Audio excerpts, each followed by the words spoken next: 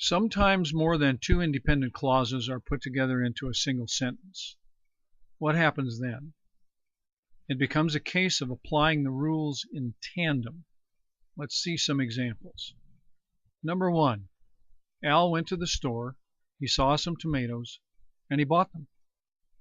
The first two independent clauses are joined by a semicolon. They follow the rule I, semicolon, I. The second two independent clauses are joined by a coordinating conjunction, so they follow the I, comma, CCI rule. There are three I's in this example.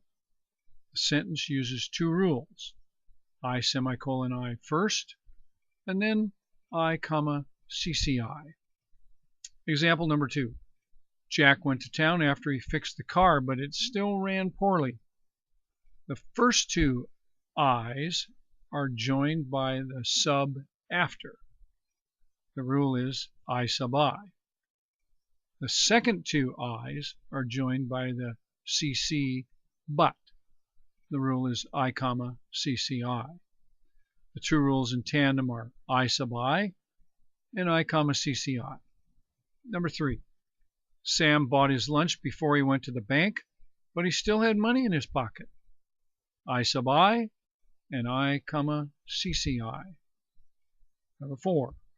Sue saw the dress in the window and she liked it very much, but it was too expensive for her budget. I, comma, CCI and I, comma, CCI. Number five. When Bill ate the taco, he was satisfied, but then he saw the root beer float. Sub I, comma, I and I, comma, CCI. Number six. After Joe lost the bet, he vowed never to play poker again because he'd learned his lesson. Sub I, comma, I and I sub I. Now sometimes two different types of conjunctions occur together. This affects the punctuation. The most common combination is a CC, coordinating conjunction, followed by a subordinator.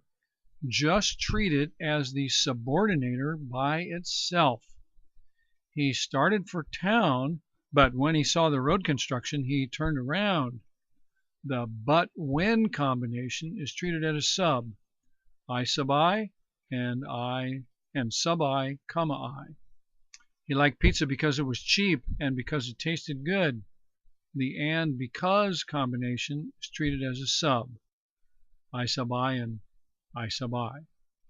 In a conjunctive adverb and subordinator combination, the subordinator functions normally and the conjunctive adverb is set off with punctuation. Jed may be a good salesman, however, if he won't do the job, he will lose it. In a sub plus CA combination, it's the same as above. Joe held the job until, however, he failed to make his sales quota.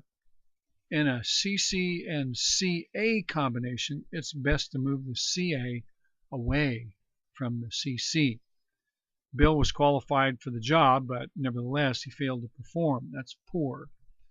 Bill qualified for the job, but he nevertheless failed to perform. That's better. In your own writing, where you can control the sentences, it is best to avoid complicated situations and rewrite them into simpler constructions. Readability suffers somewhat when the sentences are extremely long and complicated. In practice, 2 or 3 clauses, especially if they're short, seem to work best.